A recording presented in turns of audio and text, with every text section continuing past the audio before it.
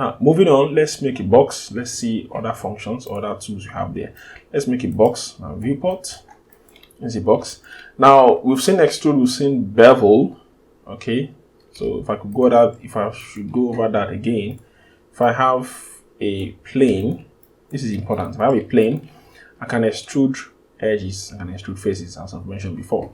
So if I hold down my right mouse button and pick edges, okay, I could hit extrude and move that over. Okay, so now I have another face from extruding this edge here. The hotkey for that is to click on the edge in my 2020 and above, hold down your shift button with your move tool selected, hold your shift button, click and drag. Right, so already when you hold your shift button and you hover your mouse cursor on the direction, you see the extrude function activates, and you click and drag to be extruding an edge to make a face. So that is one way you could use to model things around. All right, so we'll come back to that later. That's extrude faces, edges, and so on. Also bevel them. We've seen this in previous videos. We've seen the bridge tool too. Now add subdivisions, more like how the smooth button works, but smooth tends to add subdivision, then smoothing is it up at the end. But add division does not. It will basically divide your faces by adding edges, but it doesn't smooth them. If I click on a box and hit add division, I have just this. I have a division here, I have a division here, I have a division there, all the way around. Nothing happens with the smoothing, it still remains the same way, even if I increase the divisions here. Okay. So one thing to remember is this is a function of this plus smoothing. Right? Add division will just add division without any smoothing. Smoothing will add division and add an overall smoothing to the object. So we have that. Then the multi-cut tool we have here can cut a face across two edges, can cut a face across two vertices. For instance, if I have my multi-cut selected, the button checked, or I can hold the random button and click my vertex to activate vertex mode. Now, either I do this or I come down to here and hit vertex mode here. All right. If I hit my multi-cut, I can cut this face with these two edges, vertices here. I could click on this, come down here and click on this. This is basically cut this face in two with an edge coming from two vertices.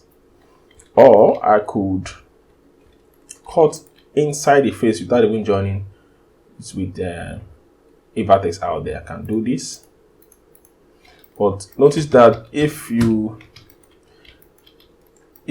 click on two vertices, you've not deactivated this, it will still keep cutting like that. Okay, to end this, you need to hit enter on your keyboard, then that is done, that operation is done.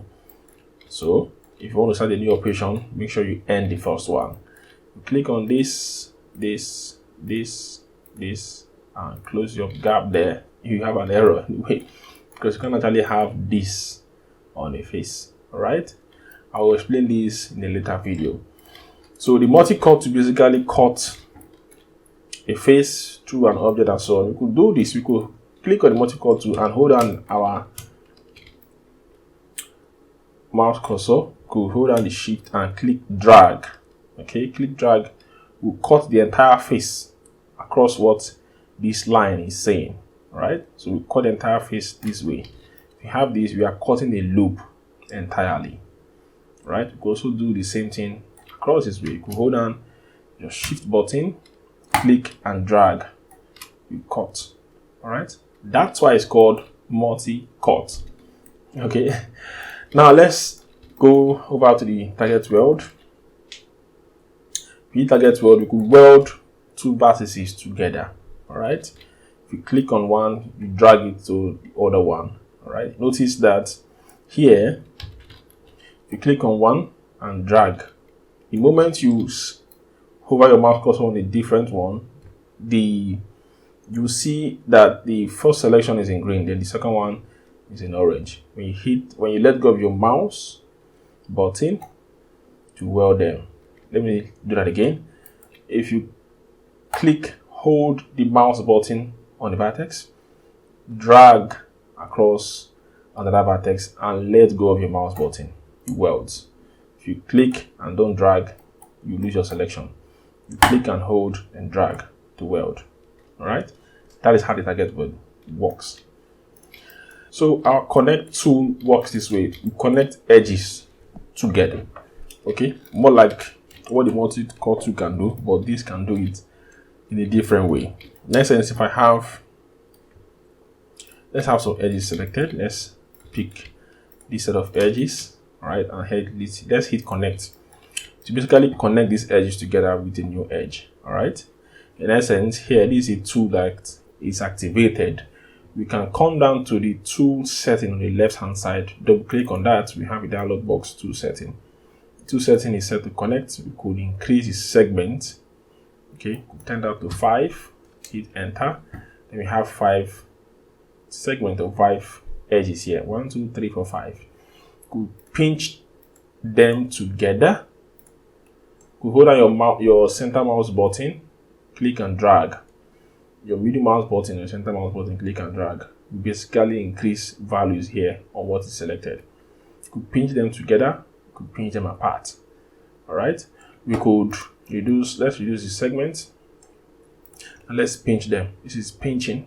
All right, now let's slide them over to the left or to the right. When you're done with this and you're satisfied with it, you can just hit enter on your keyboard. Then that ends that operation of connect. Cut draw is one of the tools that we use a lot when we want to retopologize a model or to create a model of another model. In essence, let's demonstrate how this tool here works. Cut draw. Let me go to Windows, General Editors, Content Browser here. I'm going to go down to under modeling, sculpting base mesh, right page. Let's pick a head for instance. Double click on this, close this box. We have big head, giant head here in my viewport. Let's pull this down, scale it down a lot.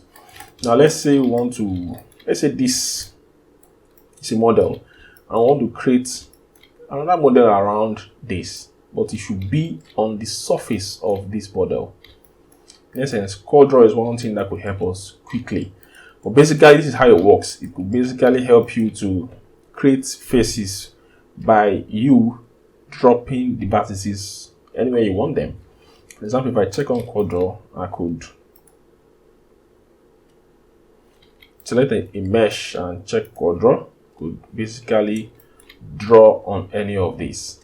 Now, if you don't have any object selected or any mesh selected, right, when you hit on cut draw, it tells you that you need to have either a live surface or a selected mesh. The reason for that is if I have a surface, an object here that is not live, I hit cut draw, could draw anywhere I need on my viewport, and I make an object. Okay, in essence, I make a face right from this object. Click on that and do. What am I doing? I'm placing vertices. You click and drop, you click and drop. Okay, you click and dropping vertices.